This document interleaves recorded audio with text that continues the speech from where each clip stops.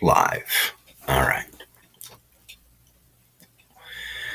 Now, I don't know if that's going to continue to roll out the preload video or if that will cut off the preload or pre-roll. Still kind of getting a feel for how that exactly operates. But we shall see.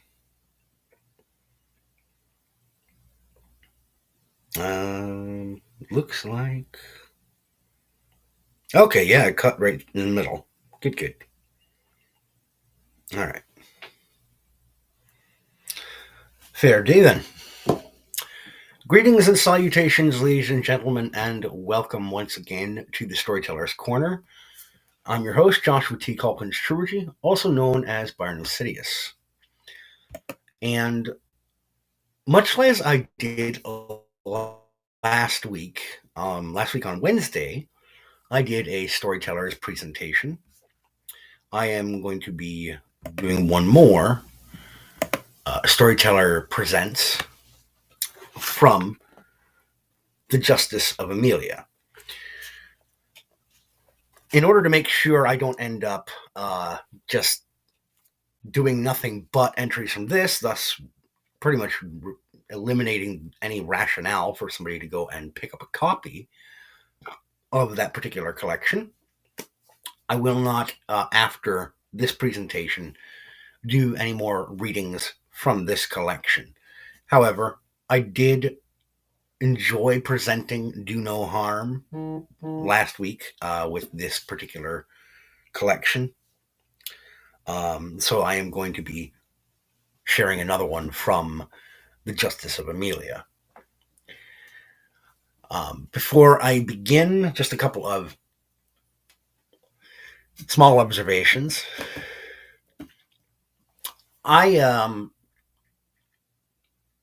About a year ago, I want to say it was, and this is a complete aside. This is just an observation, kind of a joke, as it were.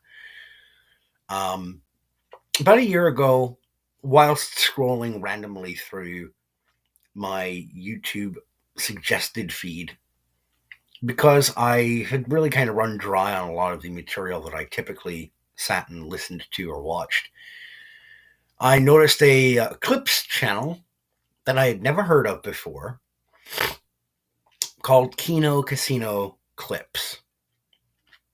And I watched a video that they did covering Nicholas Rekieta. Not only was it hilarious, but I ended up watching some other material and became something of a fan. And so I subscribed to the channel. And I find myself now, about a year later, thinking, Google/YouTube has a perfect little algorithm going in terms of looking for a dark joke. I am the ideal viewer for somebody like Kino Casino. You know why? Because I work at a casino as a janitor. Kind of fitting for those guys, isn't it? Anyway, like I said, mild observation, slight joke. Anywho, going to take one moment to also put forth that I am working slowly but surely on writing the current novel, work in progress. Have not made as much headway on it in the last week as I would like, in large part because I've been dealing with what was, up until yesterday, an unknown illness or irritation. I can't really hear much out of my left ear because I've got a cotton swab in there, because I have a ruptured eardrum. So pretty much almost entirely deaf on that side. Fun times. I can still hear, just not nearly as well as I wish I could. But yeah, it turned out, the lancing pain that I had felt in my head Monday afternoon was it was my eardrum rupturing. Tech, Jake saying, "Ladies and gentlemen, welcome to the Noobcast Interruption. I'm your host, Tech the Noob. In today's installment of Distracted, we uncover a brief hello, a goodbye, and a disappearing act. Well, nicely done, Jake. Nicely done, Tech. Hello and goodbye, and the disappearing act, but you're welcome to stick around if you'd like, brother. Always appreciate it. You know what? I'm an old man. I'm falling apart. These things are going to happen. Oh, well. God decided to let me get up today. That's a victory.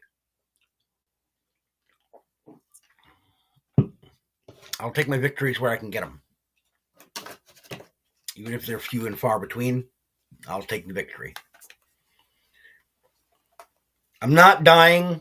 My kids are healthy and safe and happy. I have a roof over my head, new water tank, vehicle that runs without problems. I've got it pretty good.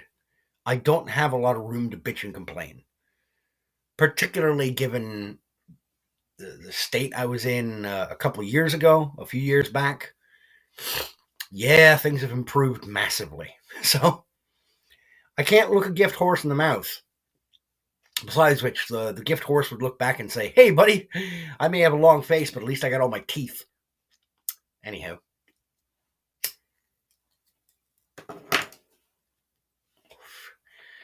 If you can't laugh, you're going to cry. I'd rather have a giggle. So, ladies and gentlemen, without too much more vamping, I'd like to welcome you back to the realm known as Amelia City.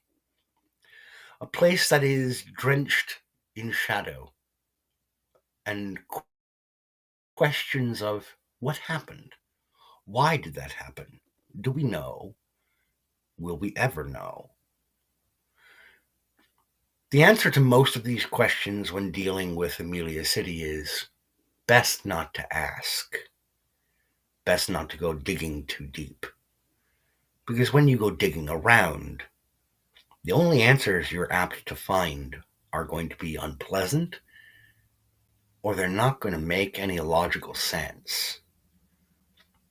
Is there even any reason for that? Well, I wish I could tell you for certain that yes, there is an explanation, but I can't tell you that.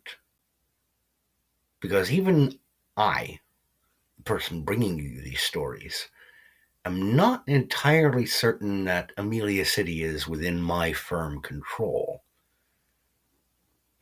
I'm just bringing you the stories that I receive from that place. It's not my job to tell you one way or the other what exactly causes them to happen, other than perhaps misfiring of the neurons in my brain. So, ladies and gentlemen, the Storyteller presents to you today, We Accept Your Terms, an Amelia City story written by yours truly, Joshua T. Calkins-Treworgy, from the Justice of Amelia, available now.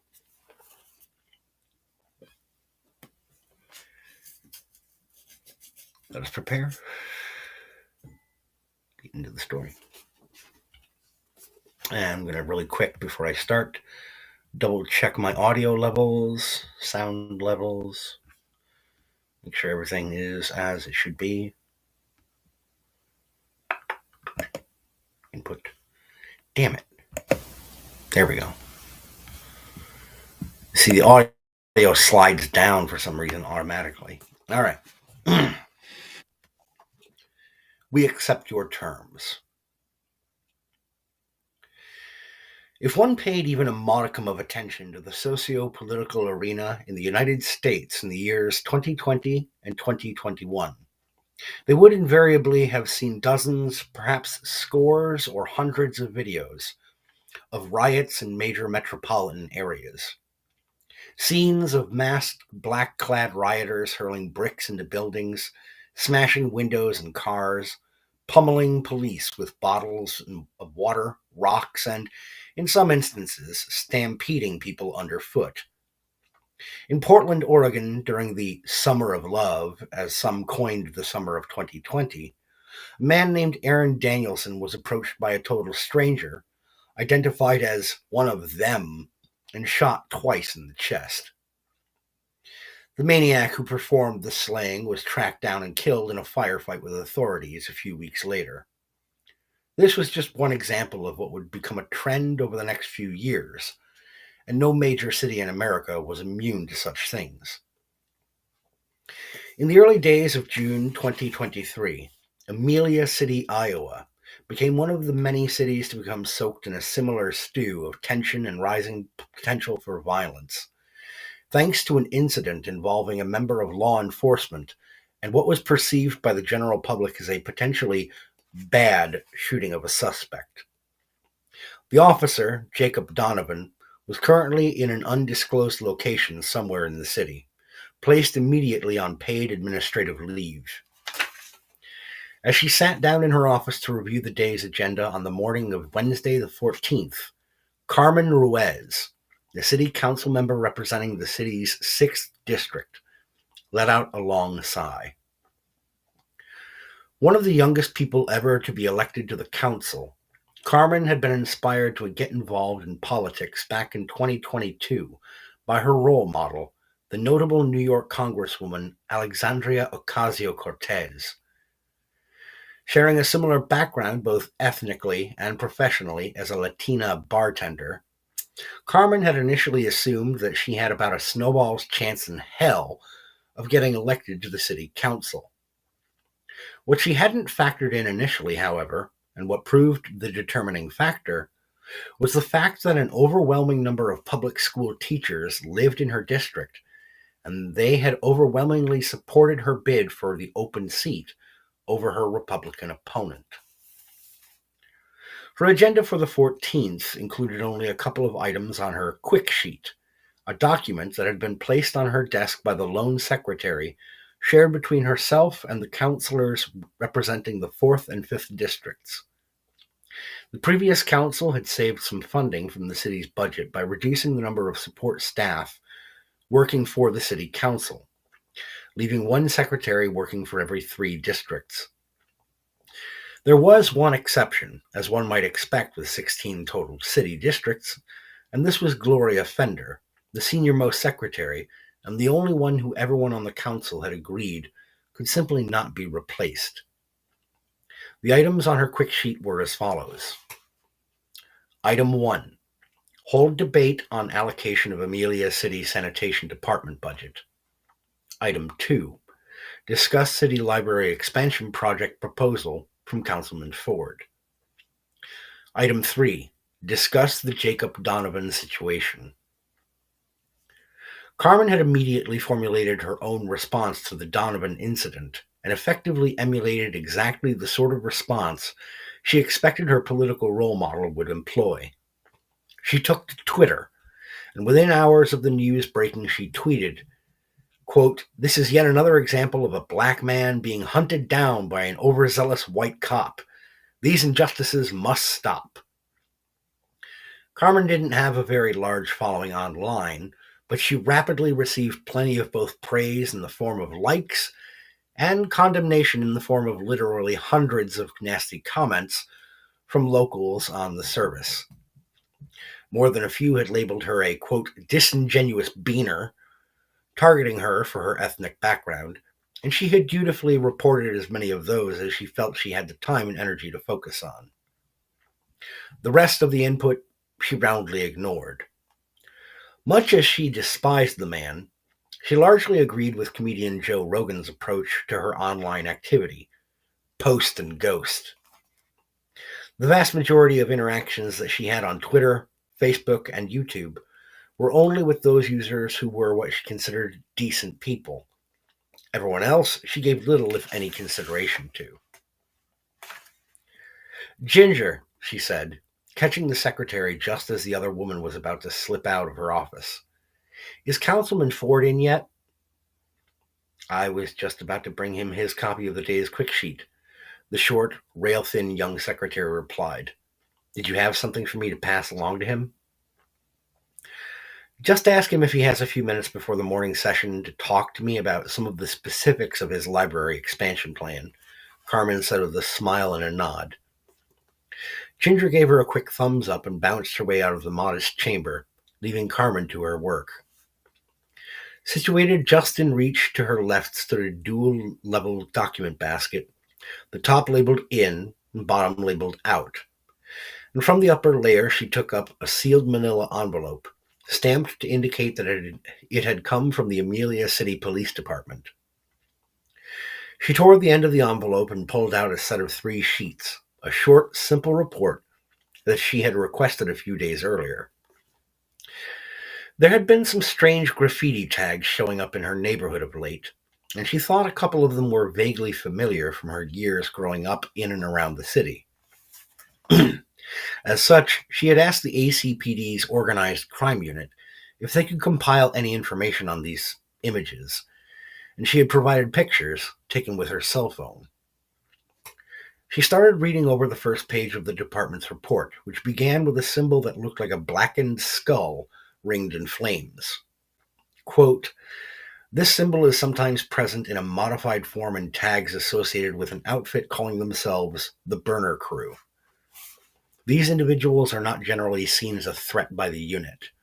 From what we can tell, they appear to be largely focused on cloning and reselling counterfeit electronic devices and equipment to other organizations and gangs," the first part of the report read. It is believed that the symbol originally was lifted from some kind of urban legend about a kind of ghost or poltergeist that literally burned its victims to death. The rest of the first page showed several variations of the insignia, all of which seemed to run along a similar theme, including the last one, which caught her attention. Looking almost photorealistic, it was a mural of a figure standing in front of a wooded area, engulfed in flames. The figure himself stood before it in a sleek pinstriped suit, black with thin red vertical lines, his hands layered in flames, with eyes that burned with matching fire. As she turned to the second page, a clearing of throat brought her eyes up from the page. Standing a few feet away was her colleague on the city council, Councilman Peter Ford. Stern of countenance and temperament, the gruff, wind-burnt 56-year-old Republican stood at parade rest in one of his usual charcoal gray suits with a blood-red tie, his close-cropped hair calling back to his earlier decades of service in the United States Army. "You wanted to talk to me, Ms. Ruiz?" She nodded quickly, scanning her desk for the binder-clipped papers she had set aside from Councilman Ford's proposal from the previous months. She spotted it, flipping to the second page, and tapped her finger on the portion of the text that she had used highlighter on. "I was wondering about this part of your proposal, Mr. Ford," she said amiably. Much as she didn't care for Ford, she had to admit that when the man had a good idea, it was usually a really good idea. "I don't understand much about construction or architecture, so I wasn't sure how this part of the Hawkins library could be knocked down to expand on." Ford gestured to the papers, and she slid them toward him. He turned them around and flipped to the next page where a diagram had been drawn up. Yeah, I wasn't entirely sure about this either at first," he confessed. He set the papers back down facing her, leaning down and pointing to the diagram section she had mentioned. "The man I consulted with on the idea, Trenton McDowell, he owns and operates McDowell Building and Company. I asked him what he thought about trying to spruce up and improve the library, and he took a look at the original plans, went over a few ideas with me. He says this isn't what's called a load-bearing wall, you see." "So what's that mean?" "It means that wall isn't holding anything else up. Nothing else relies on it being there." The 2 council members touched on a couple of other things before Ford stopped her, saying that they'd go over the rest of the details during the morning session. Bidding him farewell for the moment, Carmen returned to her papers from the ACPD until it was time to head to the council chambers for the day's morning session. She barely paid attention throughout, reserving herself for the afternoon session, when they would be discussing the Donovan incident. She had plenty to say on that score. Scene break. Crack the back.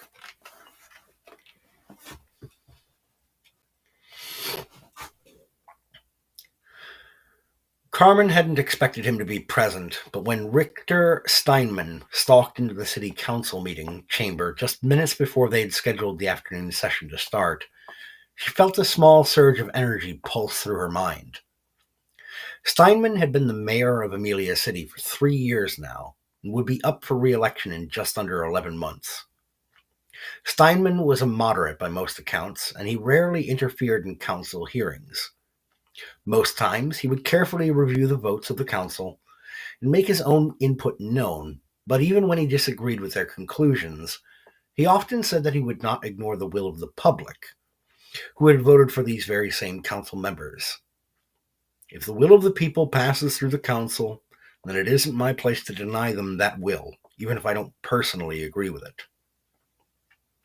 In 3 years serving as mayor of Amelia City, he had, in fact, only once used the power granted him by the city's charter to override a decision made by the council.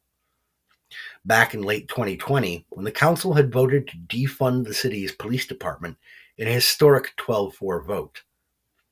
When Steinman had been invited to the council chambers to comment on the decision, he had come with a photocopied portion of the most recent version of the city's charter and read aloud from it. Wherein, at his sole or her sole discretion as mayor of Amelia City, the current serving mayor determines that an ordinance or administrative procedure decision has been made by the city council that would imperil the safety and well-being of the citizenry, the mayor may make a motion to strike down said ordinance or decision prior to implementation. The mayor may do this as many as 15 times per calendar year, and must do so within 48 hours of a final vote taken by the council. No explanation for such an action is required on the part of the mayor of Amelia City. Steinman had then cleared his throat and regarded the members of this council with a cold, steely, half-lidded glare, one that seemed almost alien. You will not foist this kind of foolishness on the people of Amelia, folks, he had said softly, his voice barely carrying through the room that day. They already have enough problems without worrying if the police will help them with troubles of the mundane.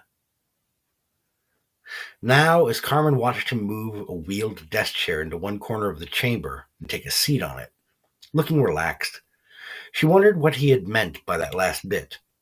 Troubles of the mundane. She was brought back to the moment suddenly, as Jean Crispin of the 1st City District gavelled in the afternoon session. All right, folks, Council Secretary, please note the start of our afternoon session here, date and time. So noted, said the secretary from her own corner of the room. The council chamber was dominated largely by a rounded table with a single break in its outer perimeter, which would allow people or props to be set up in the middle of the council, and so that all members could easily turn to look at and address one another. Additionally, it enhanced the atmosphere of equality among the council members, since there was no central seat with a round table. There's been a lot of outcry from the public these last couple of days since the incident with Officer Donovan, Crispin said with a heavy sigh, shaking his head. And it's pretty reminiscent of what happened here just 3 years ago, a little up north. There's a stink in the air and everybody can smell it. Could be you need to switch deodorant brands, Jean, quipped Shelley Hargrave, councilwoman from the 12th City District. This got a couple of chuckles around the table, including from the mayor. Look, much as I'd love to make light of things, Mr. Crispin is right. We've got the makings of a really bad situation here. Mayor Steinman, she said, partly turning in her seat to look over to the tall, brooding figure in his fudge-brown suit in the corner of the room. What, if anything, has been said between you and Commissioner Norris? Well, Abigail doesn't want to put more cops out on the streets. Not just yet, Steinman replied, sitting up straighter, setting his right foot back down on the floor from its place on his knee. She says that people don't really want to even see much more out of folks in uniform, folks they don't necessarily very much trust right now. Was Officer Donovan wearing a body cam? Councilman Ford chimed in. No, he wasn't, Steinman answered. Unfortunately, when the department requested additional funds for just exactly the purpose of purchasing that equipment last year, you guys voted the proposal down 14-2. Peter and Jean here were the only yes votes on that one, as I recall. That's not exactly fair, Carmen piped up, waving her hands side to side. They also wanted the money to upgrade their firearms. I hardly think our men and women in the department need better ways of killing innocent black people in Amelia City. Why do you feel compelled to make everything about race when it comes to the police, Carmen? Councilman Ford barked. Hey, folks, let's keep this civil, okay? Steinman said evenly, rising from his seat. Here's what I can tell you for right now. For one, Commissioner Norris has people in the anti-crime and cybercrimes units telling her that there's a lot of chatter, both on the street and online, about protests, starting tonight. We're talking chanting, marching around, smashing stuff up, people probably starting fires, the works. This is not a maybe scenario. To coin a phrase people your age use, Miss Ruiz, he said, looking pointedly at Carmen, shit's about to pop off, starting tonight. There's no call for rain in the forecast. People are pretty quick to snap since the George Floyd thing up in Minneapolis. What are you saying, Mr. Mayor? Asked Hargrave. I'm saying wrap this afternoon session early and get home, folks, he said, starting to make his way out of the chamber.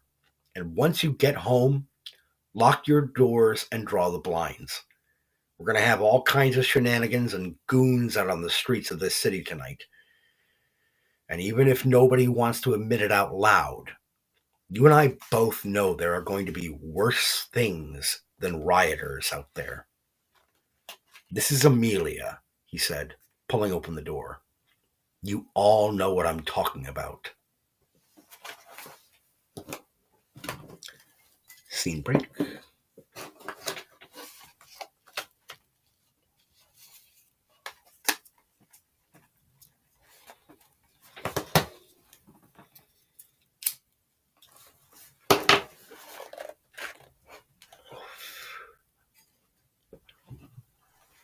The mayor clearly knows what's up.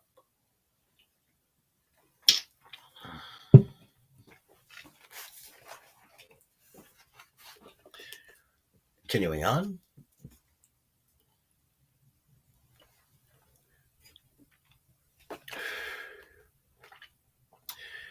There were benefits, Carmen had found, to being anonymous as a member of the cause.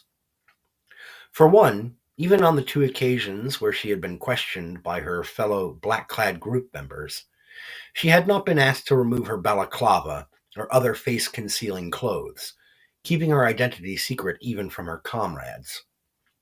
In the end, she had been able to easily prove her loyalties to them and continue on partaking in the tasks required for the promotion of the change that they sought. Hey, Lucian, how you doing, brother?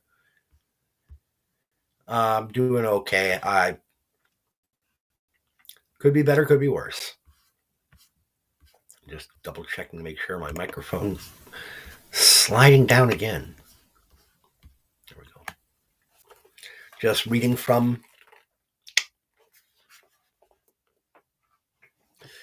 the black and red flag of Antifa stood out on her hoodie as she moved with her small squad down Paris Avenue, keeping to the right flank of their formation, her black umbrella open and held to her side to shield them and herself as much as possible from people trying to film them with their phones as they passed by. Spotting one civilian doing such filming of her group with a bright red MAGA hat on his head, she used her free left hand to pull the pepper spray can from her belt, quick stepped over toward him, and proceeded to give the stupid Trumper a full face of chemical pain. The man shrieked and flinched away, dropping his phone to the sidewalk, where Carmen swiftly stomped it several times before moving on to rejoin her group. "What the fuck, man? You can't do that to people, you fucking thug!" Someone else yelled from behind her. Carmen's pulse quickened, recognizing that, while her group hadn't encountered much pushback in the hour that they'd been on the streets, things could quickly turn hairy. Back in the summer of 2020, they had been met with limited resistance to their righteous havoc around the city. Now, with no national COVID-19 emergency to keep large swaths of people in their homes via government decree, there were more regular, everyday civilians in evidence on the streets, and some of them were showing no signs of cowering away from the anonymous Antifa crusaders.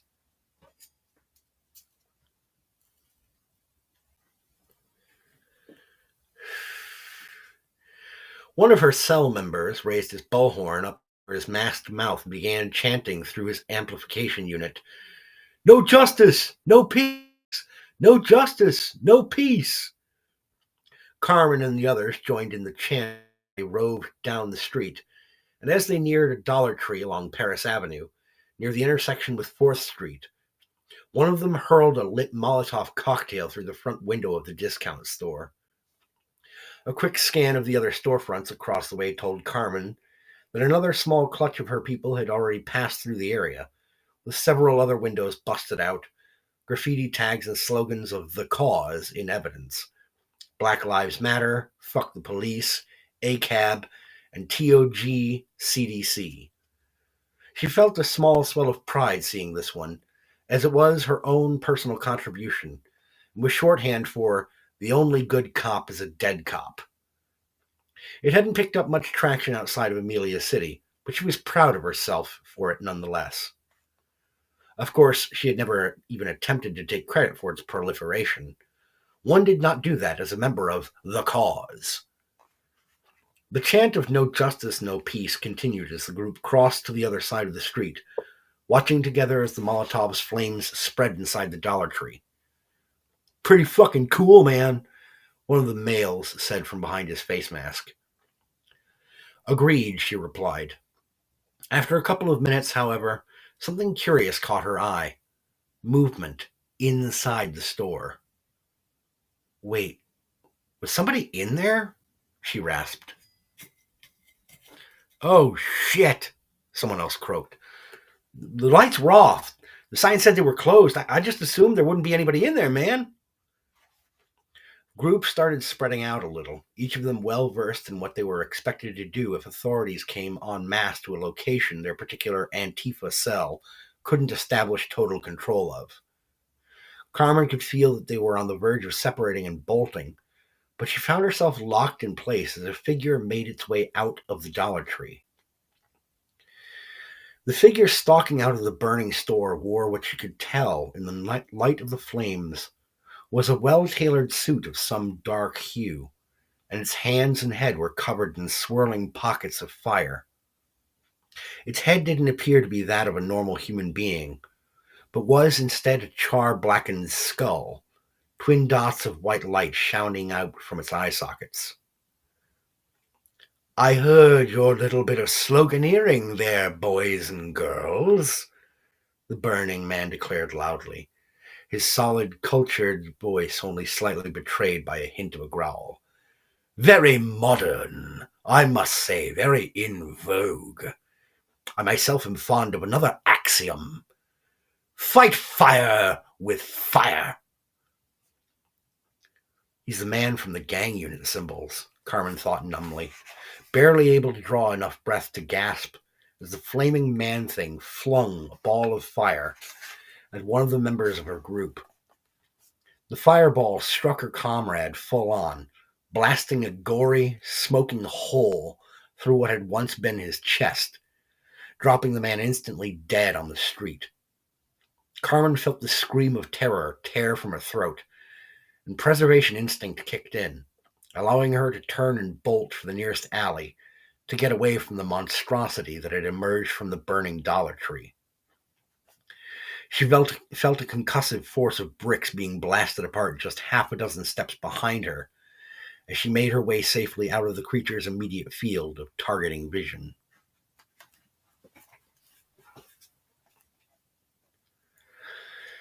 With distance between the Dollar Tree and the passage of a good 15 minutes and the presence of another cell of her comrades around her, now located in a semi-residential area, Carmen felt both safer and more in control of her imagination. It was just some freak with a flamethrower or something, some kind of modified weapon, she thought to herself. Some local yokel who's just been itching for a chance to show off his shiny new toy.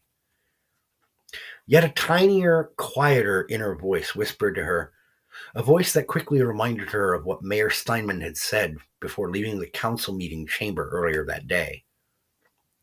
Worse things than rioters, he had warned. Her position as a city councilwoman wouldn't protect her from getting into serious trouble, legally speaking, if she was arrested in the course of taking action on behalf of the cause. It would for damn sure not protect her from flamethrower-wielding maniacs, likely right-wing fascist nutbags in her view. The cell she had now joined up with didn't appear to be carrying any Molotovs or improvised weapons of any sort, and wandering across the greens of Hopkins Park with them confirmed this as she took a more careful look at each of the members in this cell and the gear they carried. Like her other comrades around the city that night, they were dressed mostly in black, faces concealed, some wearing gear that bore the black and red striped flag of Antifa like herself. But in their duffel bags and backpacks, from what she could spot, they carried bottles of water, first aid kits, and in total, dozens and dozens of cans of Krylon brand spray paint.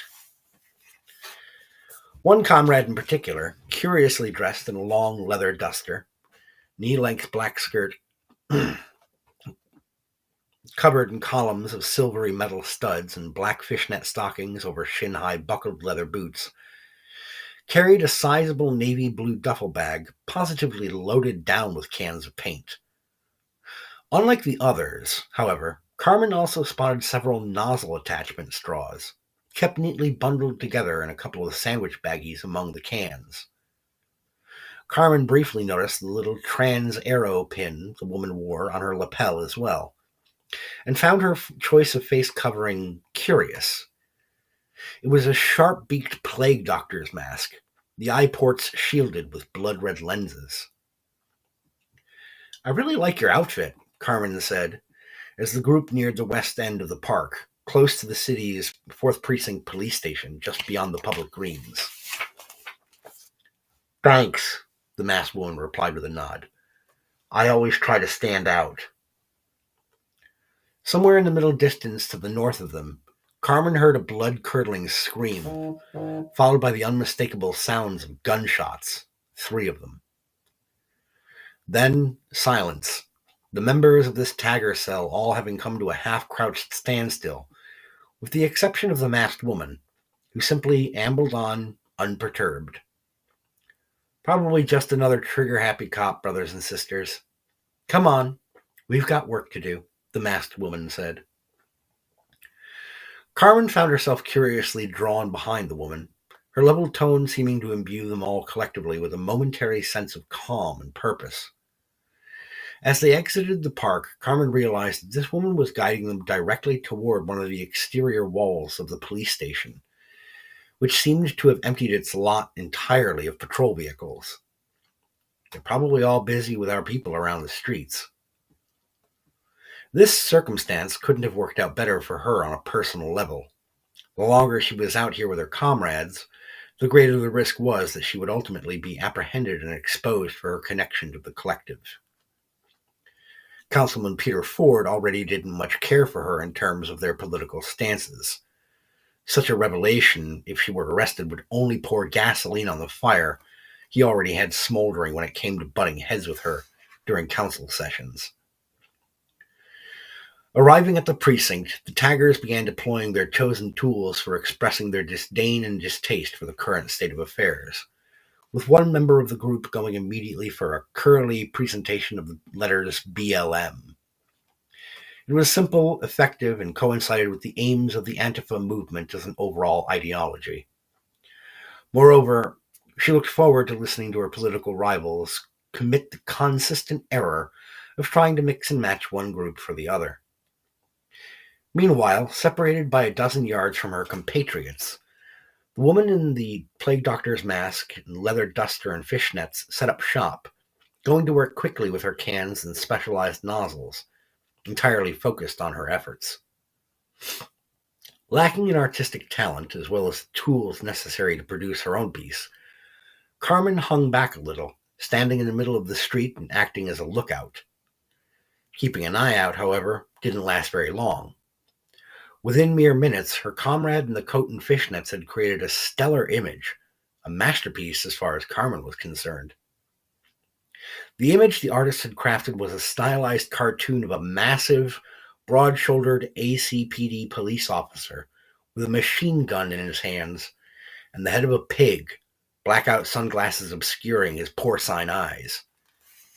The exaggerated nature of the illustration saw folds of fat peeping out along the visible hip on the picture, and the glow of the cigar jutting out of one corner of its mouth almost looked like it was actually burning on the brick of the station exterior. "Holy crap," Carmen said, shaking her head in disbelief. "That is fucking gorgeous," she said, applauding her artistic comrade openly. The artist turned to face the other taggers, all of whom joined Carmen moments later in the middle of the street, also applauding the piece.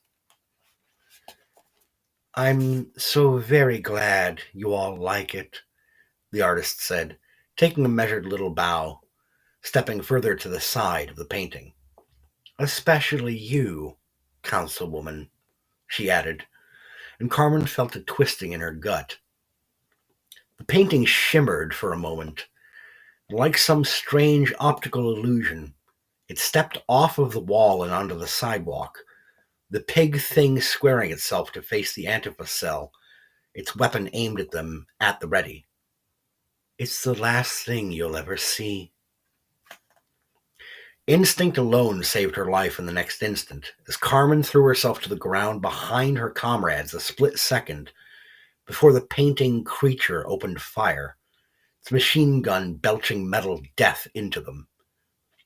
The others twitched and grunted as round after round pelted into them, and Carmen, relying on their side-by-side bulk to shield her, bolted away as fast as she could. Before she could get back into the park, however, she felt the sharp agony of a bullet crashing into her left calf, causing her to stumble and fall to the grass, rolling sideways in a flurry of limbs before she came painfully to a stop on the benighted greenery. She sat up, adrenaline compelling her, and looked back the way she had come. The only tangible sign that anything had happened were her dead allies, lying in a spreading pool of their commingled blood. "Get up, now," she grunted at herself, pushing to her feet and almost immediately falling down again. The pain in her lower leg was atrocious, but adrenaline and sheer bladder-relaxing terror at now having survived not one, but two encounters with things that should not have been able to exist in the wide realms of reality compelled her to get moving once again. Carmen spotted one of the park's public-use restroom huts just a couple of 100 yards away, and she swiftly made her way over to it, flipping on the light inside and locking the deadbolt in place as she cringed at the sour, foul odor of the public toilet. She quickly pulled the Antifa hoodie off over her head, using her teeth to rip one of the sleeves to use as a makeshift bandage to tie tight against her bullet wound. She groaned, feeling the bullet still in there, and she realized that she was going to have to get to an emergency room to get proper treatment. She had her burner cell phone still in her backpack, as well as a full change of clothes, a small canister of lighter fluid, and several books of matches. She got changed, using a pen she kept in a bag as well to rip a hole in the left pant leg to try, as best she could, to match the area that she'd been shot. With this task done, she crept back outside, slipping the burner phone into her back pocket and sidling a little way away from the toilet hut. Casting about to make sure she was alone and in no immediate threat of being spotted by eyes human or other didn't make much difference at the moment. She sprayed down the backpack with the lighter fluid, making sure to soak the remains of the sweatshirt, black sweatpants, and the balaclava and bandana, following the soaking with a lit matchbook. The whole ensemble quickly went up with a whoof, and Councilman Carmen Ruiz limped her way to the nearest public sidewalk, away from the police station, dialing 911 as she hobbled along. Scene break.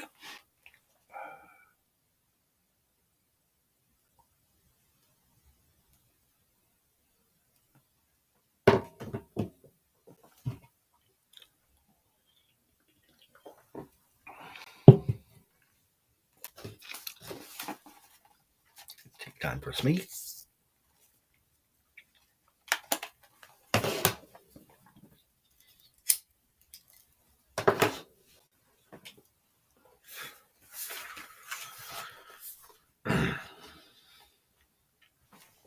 Oof, back stiff.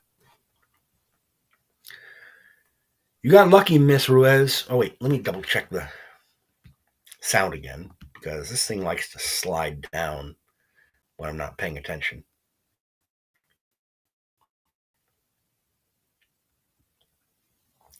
Which, as you can tell, is for long stretches as I go. There we go.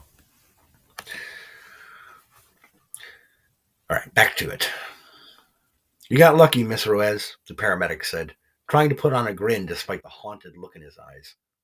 We've seen some pretty fucked up stuff tonight. Believe me, I know fucked up, he said with a pause, locking eyes with her as he flinched, stitching up on stitching. I was a corpsman in the Marines for 5 years. Aren't you going to take me to Amelia Memorial? She asked, watching as he used medical tape to secure gauze in place over the sewn-up wound.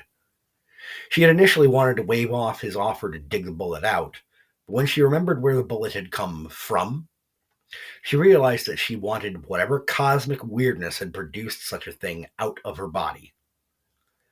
The paramedic had handed the crumpled remains of the bullet to the uniformed police officer who had accompanied the ambulance to her location.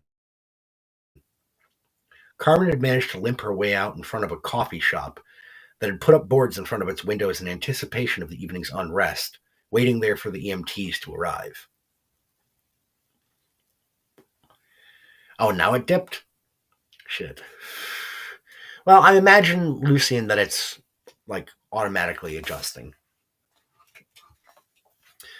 The officer, a husky fellow whose name tag declared him R. Brunhouse, had his hands on his hips. The ER is only taking the worst injuries right now, Miss Ruiz, the officer replied with a snort. St. Christopher's and East Metro have it just as bad. And the urgent care clinic over on the north side got torched by a bunch of these rioters and thugs before the sun even went down. Bunch of fucking morons. Which begs the question, Councilman, he added, scratching at the dense, push-broom mustache under his flaring nostrils. What the hell are you even doing out here? I know how to talk to these people, she said evenly, wishing that she had taken up the EMT on his painkiller offer as he and his partner climbed back up into their ambulance. I wasn't expecting some vigilante maniac to come out and mow a bunch of these people down and almost mow me down in the process. Yeah? Well, maybe folks wouldn't feel like they had to take matters into their own hands if you and the rest of the council weren't always taking sides with these Antifa and BLM punks and letting them get away with practically anything they demand to get away with, Officer Brunhouse groused. Go home, Councilwoman. I imagine you've had enough excitement for one night. Can't you give me a ride to my building? She asked, rising from the patio chair that she'd been sitting on to receive her triage treatment. The officer kept walking toward his patrol car, speaking back over his shoulder to her. I could, but I don't really want to. I'm pretty sure you just blew me off when I pointed out why someone might feel the need to resort to being a vigilante. Stay safe, Miss Ruiz. It's dangerous out there. Without another word, he was down into his cruiser, following behind the ambulance rig as they pulled off from the curb and wheeled away, leaving Carmen by herself.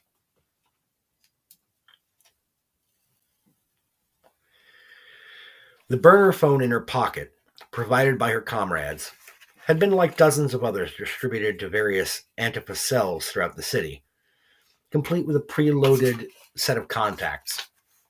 She scrolled down the list, landing on one listed as our taxi, and she dialed.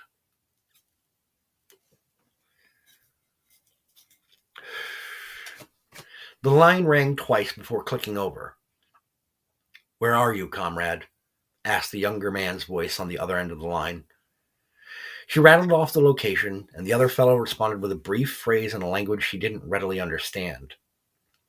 All she knew at the moment was that she was tired, still in pain, and trying to look this way and that at anything that made a noise that she didn't like the sound of.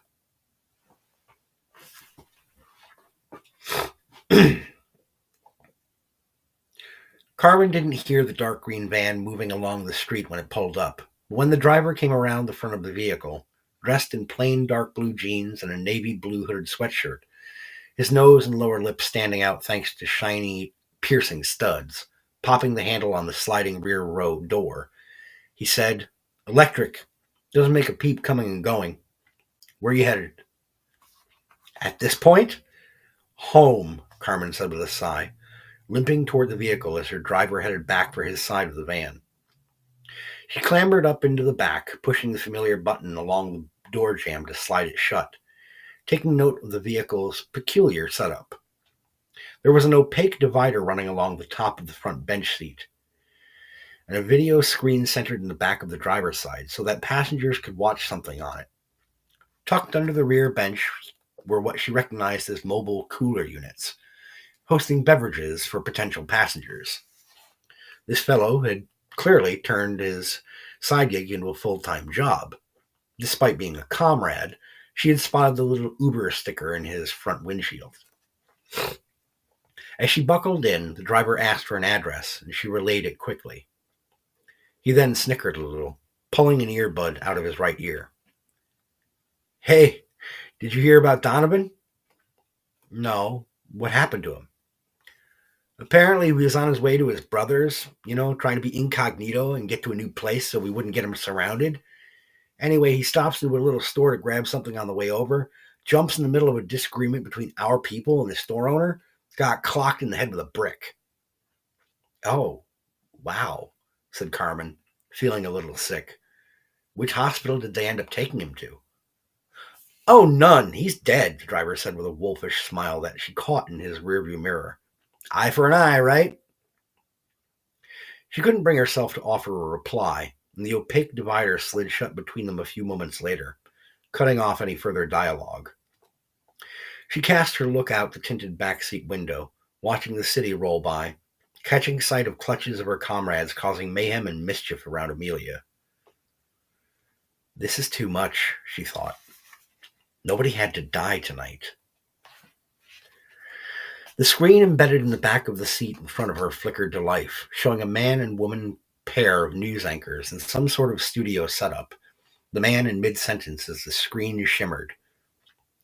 "Ning that the following video is graphic and disturbing. Chris?"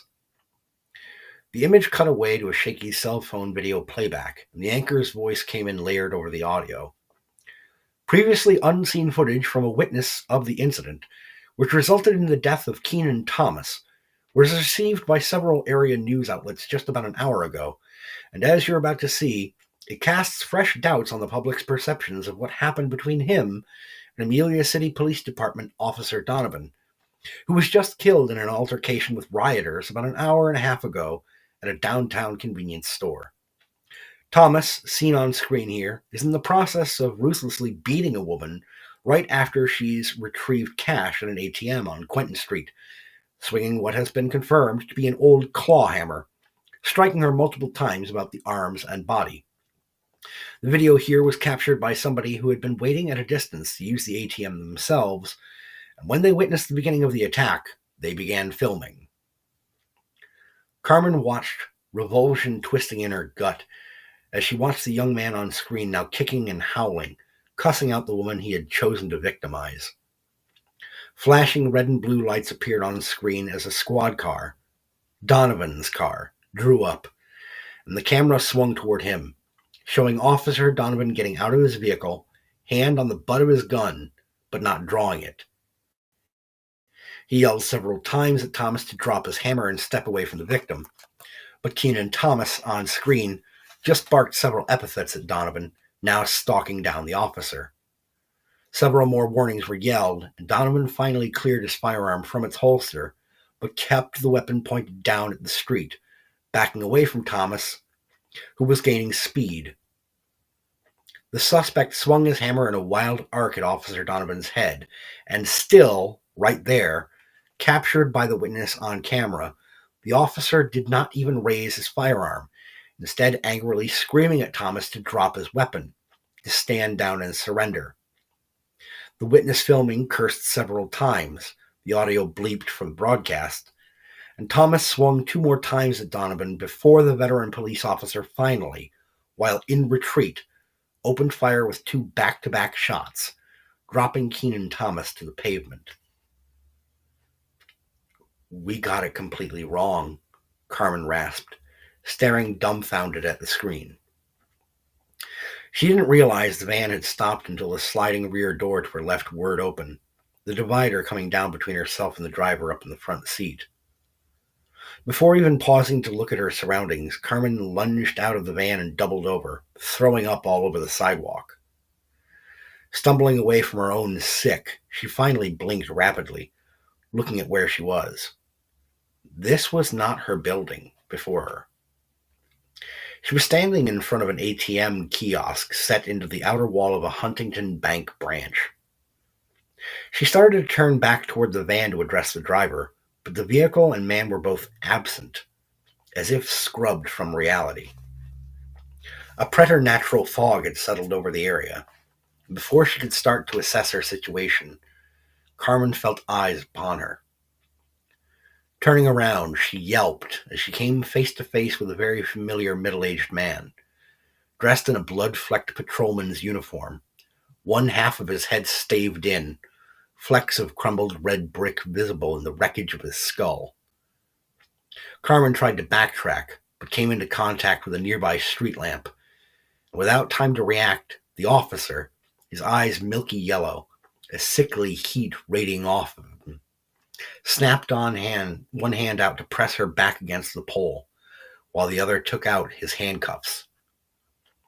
"What the fuck?" she croaked, trying to pry the undead hand off of her throat. The dead man's cuffs came up, one snapping shut on her left wrist. With uncanny speed for a dead thing, the officer moved her other hand around behind her, and she was bound to the street lamp in no time. He stalked out around her, and Carmen Ruiz found herself looking at the shambling specter of a man as it stepped back away from her, his hands on the hips of his patrol uniform. She screamed for help, casting about for some sign of other people nearby. She paused, spotting a vaguely man-like shape approaching the dimly lit area near the ATM from behind the clearly dead Officer Donovan.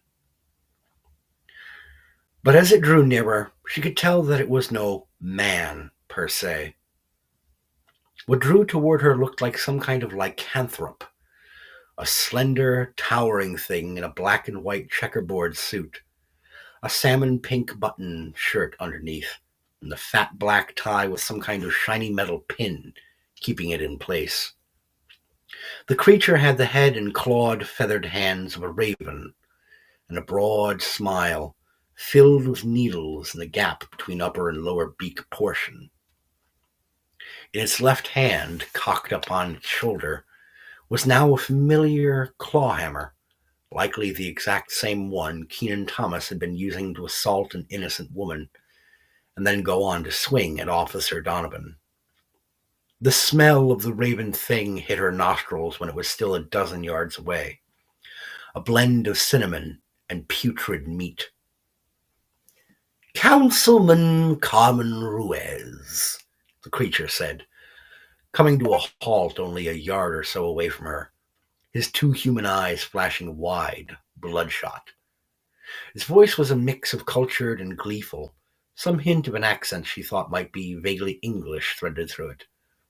"I must say, I have wondered a few times if our meeting might be inevitable, particularly given the numerous subtle hints from your good and venerable mayor," it added, twirling the hammer now on its feathery palm like a basketball. He he tried to warn us, she stammered, trying to struggle against her cuffs. Oh, yes. Yes, he did. Not really a surprise, said the raven thing dryly, eyes drooping somewhat as it scrutinized the hammer in its hand. He's had a couple of encounters with my little friends over the years. Fancies himself an expert in their kind. They all do. He has no idea, really, how little he knows. But he is not my concern tonight, young Carmen, the raven thing crooned, waggling the hammer back and forth in front of her, leaning in, pushing the flat metal top of the tool up under her chin. You and your friends very much are. Carmen felt sick again, and with a quick backstep on talon-like feet, the raven creature narrowly avoided being puked on. Carmen's body was racked by tremors of terror, and she stiffened suddenly, screaming at the skies overhead and the demonic creature before her. What do you want from me? Oh, not much, dear lady, said the bird thing with another of its needle-filled smiles. We just want to let you know that, well, we've decided to agree to your terms. Carmen blinked rapidly at him, shaking her head slightly to convey her confusion. You know, the terms that you've been chanting all evening? The creature reared back with the hammer, and in a savage arcing swing, buried the claw end in her left shoulder, blood splashing out along its sharp, angular beak and checkerboard blazer. Carmen shrieked and buckled, her head whipping back and forth as the tool was yanked free with a thick, wet plop coupled with a savage crack as the collarbone was snapped apart. No justice, the raven thing said, raising the hammer high overhead. No peace.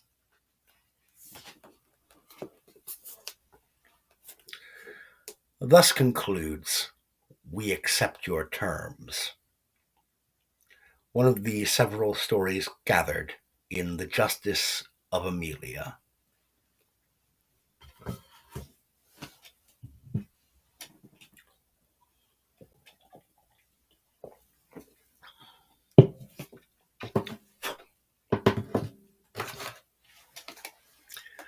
Lucian, if you're still here, thanks for hanging in, brother.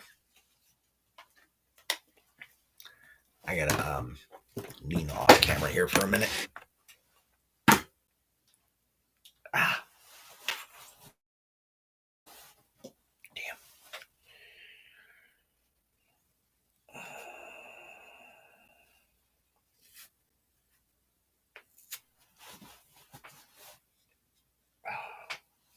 Sorry about that. Every hour or so, I gotta replace the gauze, the cotton in my ear. So that concludes that story. How is everyone doing? And yes, I am aware for anyone who wants to comment on it or point out, wow, Josh, normally you say you don't step into socio-political matters with your written material, but that kind of did. And the last one did too, pretty heavy-handedly. Occasionally, yes, I will indulge in such things. But you must remember, Amelia City doesn't really care. In Empty Prayer, which is an Amelia City story of greater length, the entities of Amelia went after a preacher and his entire family organization. Amelia City does not care if you are Republican, Democrat, liberal, conservative, progressive, stalwart. You're meat, you're human, and your terror is delightful. Nothing goes to that realm that can stand the test. Nothing. And even those who indulge in the political can end up having a hard time of it. If you're wondering about that, I would recommend you check the archived videos on this channel. You'll see that there is a series of videos entitled A True Representative, which is an Amelia City story about a gentleman who is running for the House of Representatives because Amelia County has one representative in Congress. And it doesn't go well for him. We'll say that much.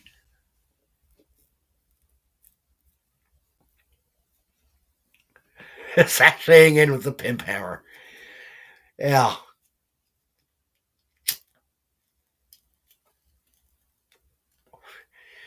Well, everyone says he's a stylish man. The clothes make the man, they say.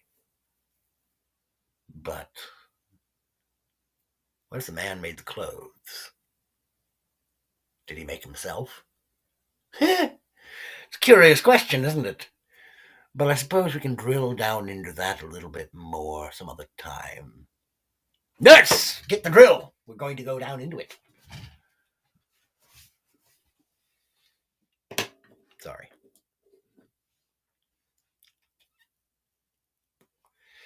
He serves me best when he's pliable.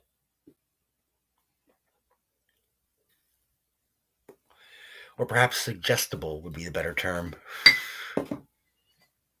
When he's on the receiving end of suggestions rather than I. But sashaying in with the pimp hammer. I like that. But I'm not going to be on for too much longer, Lucian. I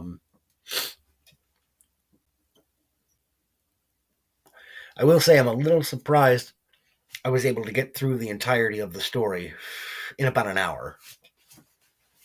Because I thought it was a lengthier story, but no, that was good.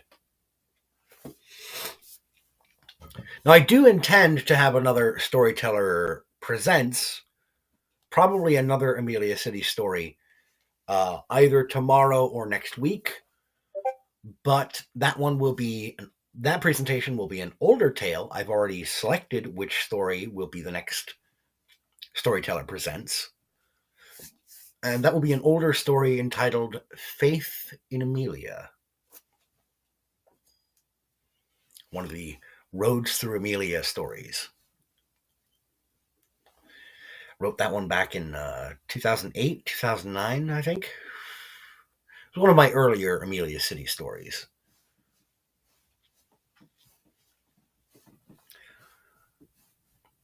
Well, I appreciate that, Lucian, because I don't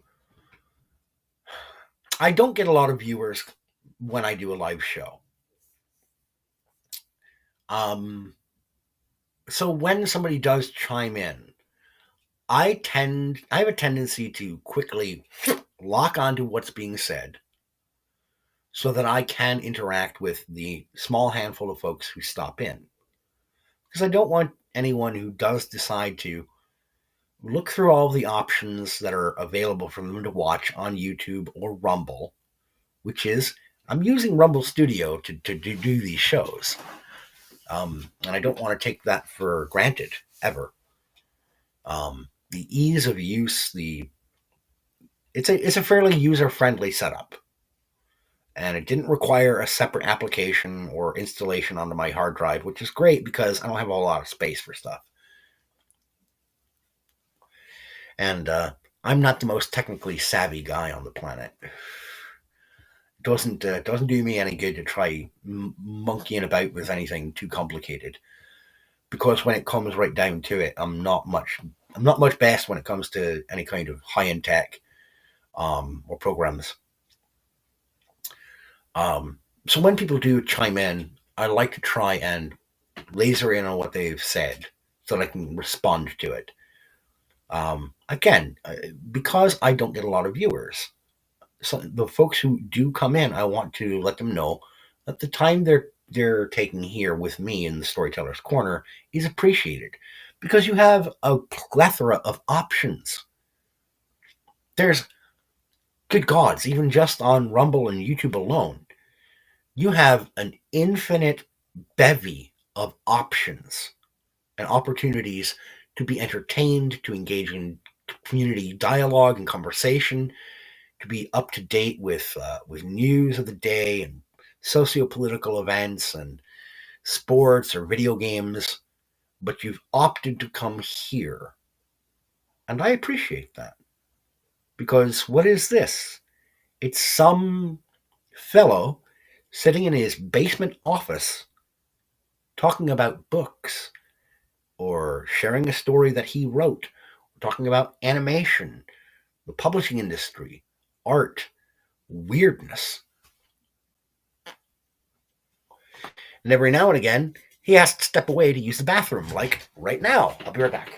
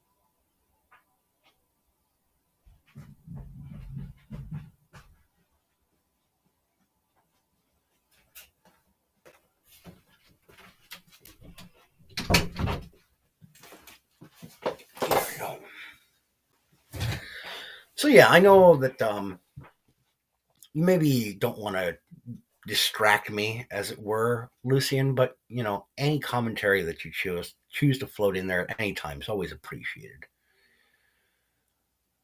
No, better, Lucian. Well, if you and Cortex decide to get together tomorrow, I know no man better to feel free to use the title bibliophile. You know, I I do consider myself a bibliophile, as he is he. He listens to a lot of audiobooks, but that still counts. That still counts. You are taking in fiction material. You're taking in a book. It may be in an audio format, and trust me, these last couple of days, I'm a little jealous because shit with my ear. But I have taken to occasionally listening to audiobooks at work, instead of just podcasts. It's when you don't have a ton of spare time or downtime to do leisure reading, um, any way that you can get material in is valid as far as I'm concerned. Now, there's a lot of folks who would say, well, then why not just watch movies? Isn't it the same thing? No, that's its own separate kind of art. You know, television, cinema, it's a different, it's a different vehicle for telling stories. It's not invalid, but it's not the same thing. You have to clearly delineate and separate those.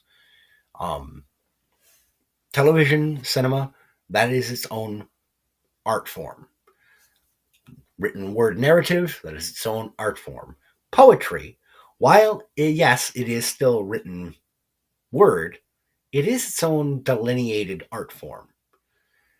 But I don't want to get I digress. I don't want to get too far afield into that splintering conversation. That's something that perhaps I could dive down into a little bit more and spurg out on a random conversation. But I don't know if we're doing a Calling of the Nerd tomorrow. I haven't talked to Brother Cortex in a couple of days. I know he's been doing a lot of work at the gym, getting himself trying to bulk up a little bit. Vid would be no good. Too much info would be lost if you can't see the screen, as it were. How do you mean?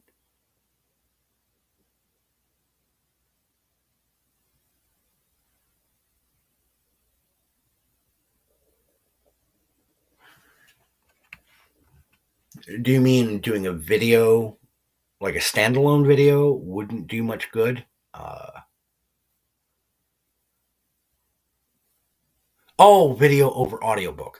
Yeah, and that's the thing. Like with audiobooks,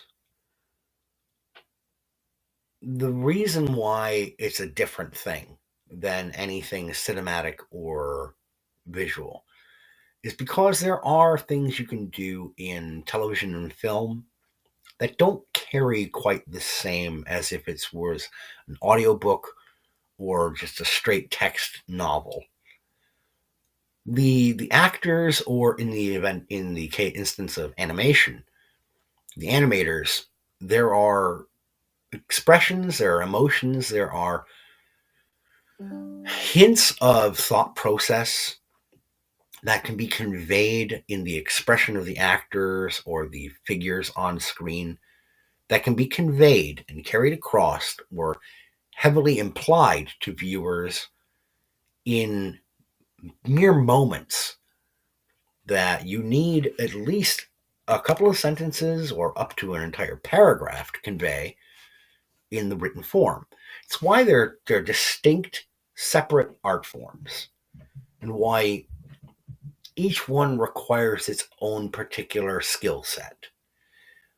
I've never tried to do anything in terms of writing for screen, script writing, simply because when you are writing for screen, you have to strip away a lot of the narrative filler, a lot of the specifics, a lot of the details. You have to strip it out and go strictly for very basic environmental descriptors, go for character description for casting purposes, go for emotive hints and declinations or delineations, and doing shot blocking or stage direction as opposed to moment to moment descriptors of the action being taken in the scene.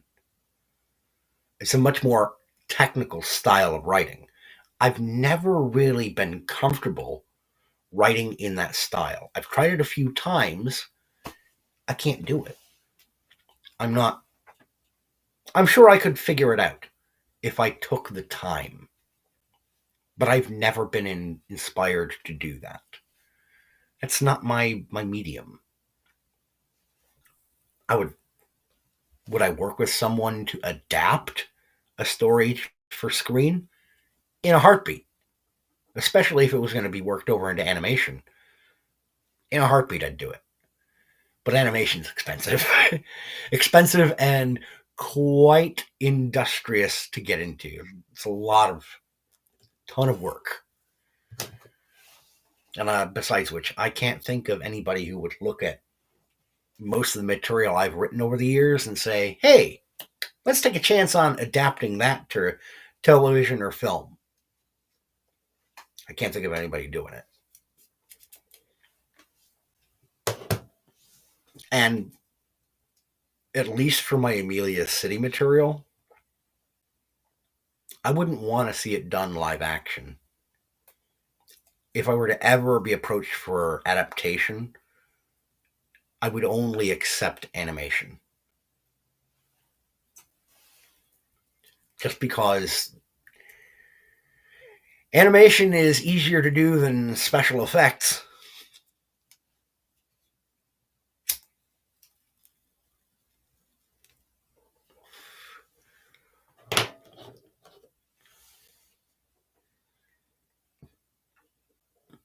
Yeah, imagine that particular fellow, that worthy, being given the full 3D rendering treatment. I mean, I don't have to imagine it. I see him every few days. It's not like it's anything foreign to me.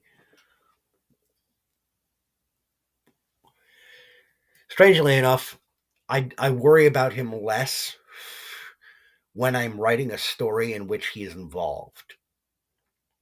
When I'm working on a story that involves Quoth, I don't deal with him as much in my everyday life. It's almost as if he's occupied, he's busy, he's doing other shit. Sometimes I will purposely throw him into a story just to get rid of him for a while. It helps.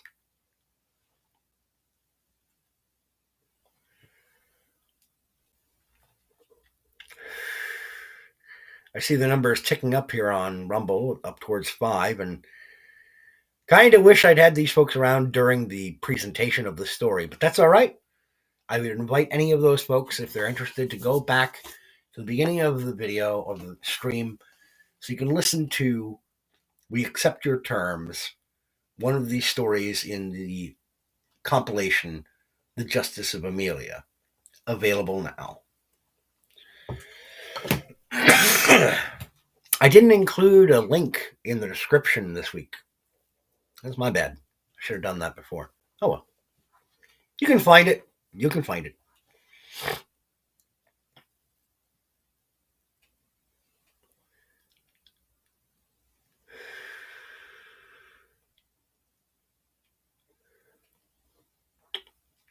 The rigging? What do you mean? Jumping up and down. Do you mean the numbers?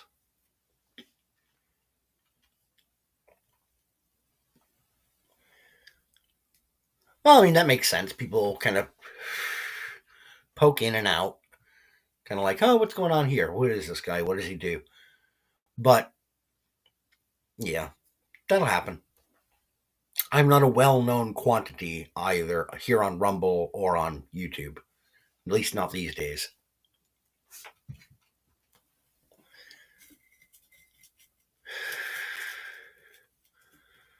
Oh, you're talking about rigging, the 3D rigging for a model of Quoth? That would be something else altogether, I imagine.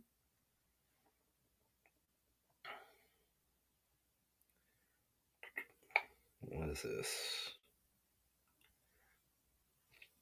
Oh, yeah.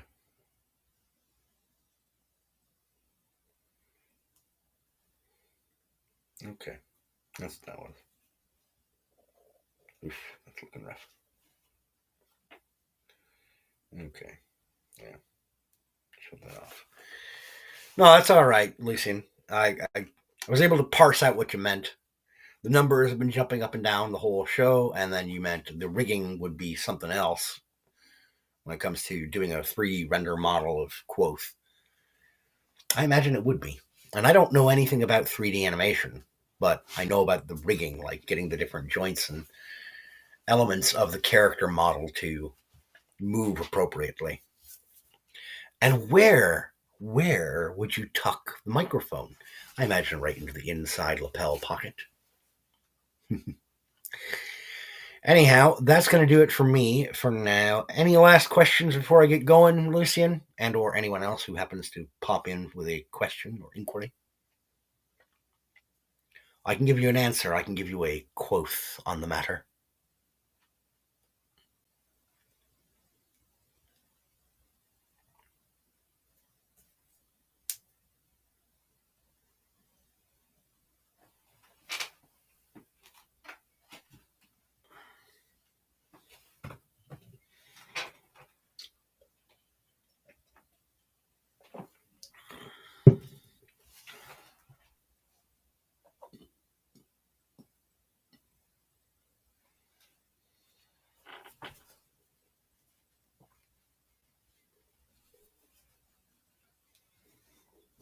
Man, it's a good thing I only need these things really to drive these days.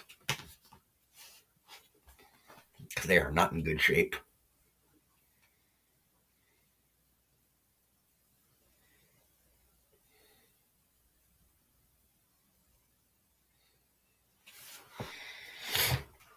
Um, Nothing relevant to this stream. Saw you got a bit of loggerheads on the Substack. How do you mean, Lucian? Um, by what do you mean by coming to loggerheads on the Substack? 'Cause I'm trying to think of any what I mean, other than my usual postings. I haven't really said much on there. And for the most part, that's really all I do. I post my material, and that's about it.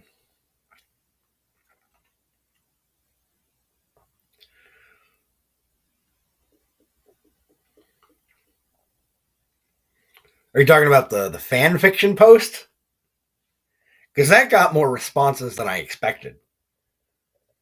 When I mentioned that, talked a little bit about, holy hell, I didn't realize how bad stuff was. Oh, the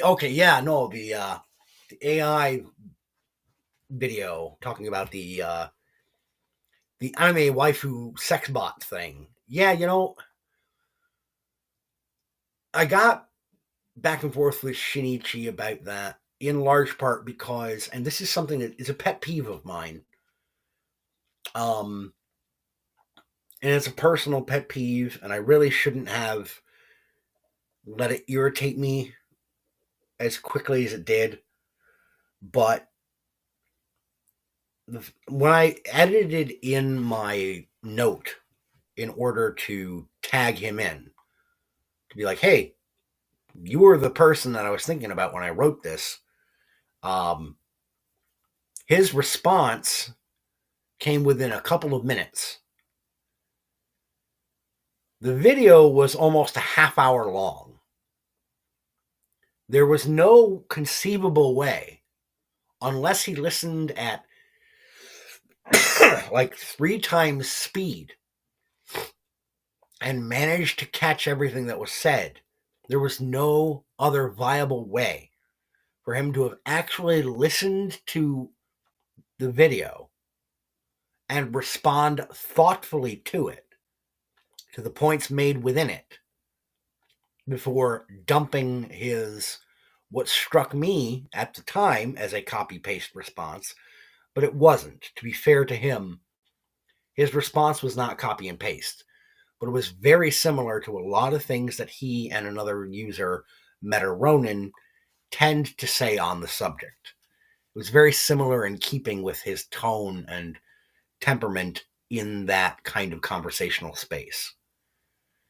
And I said to him, look, I get it. I respect that you have a particular perspective, but don't come in and dump this huge response unless it's actually in response to the material being presented.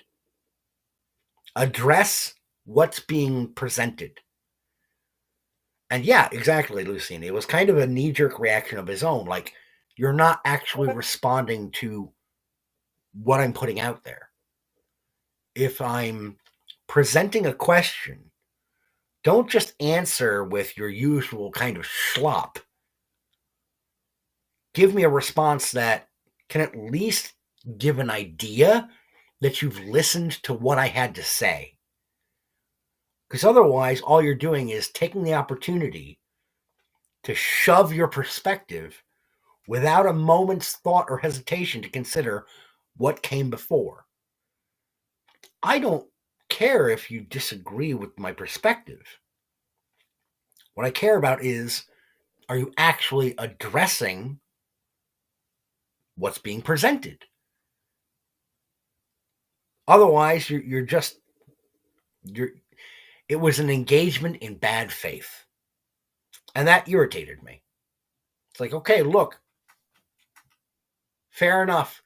You say it wasn't a copy and paste, and sure enough, it wasn't a copy and paste, but it certainly was right along the same sort of thing you said a dozen times before. And hey, just as a side note, again, let me reiterate, actually address the material being presented. Otherwise, I don't want to hear from you. I don't think it's unreasonable if someone is going to respond to a piece that they actually do so with that piece in mind. If I read an article about a football game, and the article goes on to drone endlessly about the the off-field activity of one of the players involved in the game. If it only mentions the game for about 5 seconds, or 2 or 3 sentences, and then the rest of the article is a character beating of one of the players on the field, but the headline is, kind of draws you into, a breakdown analysis of so and so's contribution to the game this weekend. It's like, well, wait a minute. Nothing in the actual article has anything to do with the game except the first couple of sentences. If I'm going to respond to that article, I then have to actually respond to the material in the article about the player in question, not the game. The only thing I can make a comment about is that, hey, you only spent 2 sentences talking about the game.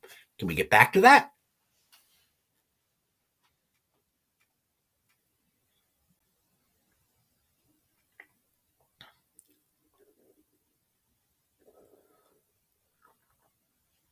And that's fair enough, Lucian. And yeah, everyone's going to have a knee-jerk reaction to either a headline or a cover image, but unless you actually read/listen to the entirety of the material, the response that I get is probably going to not be viewed by me, at least, as valid. Like, if you can take apart any arguments that I've put forth, okay. If I've got something wrong, perfectly fine. If you're addressing the actual point. But if you just see an image and 1 or 2 sentences and go off only that, I'm going to tell you to fuck off. But anyhow, I have blathered on way longer after script than I intended to. And it's about time I should probably go up and see if little one is up from her nap yet or not. She was not up from her nap when I went up to use the bathroom, but that was good. Like 20 minutes ago. I should check again. Anywho, that's going to be about it for me.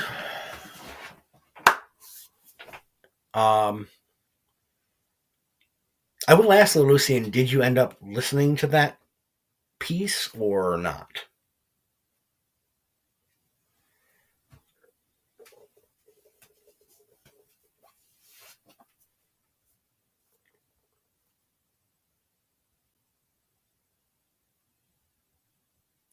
Yeah, sometimes because, Lucian, I think because you are in a rush sometimes to just get something out there and something gets lost in translation.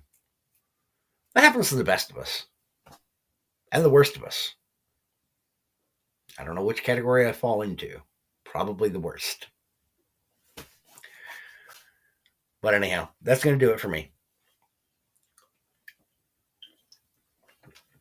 Ladies and gentlemen, thank you for tuning in. Thank you for listening. I ask that you take care of yourselves. And as always, keep reading.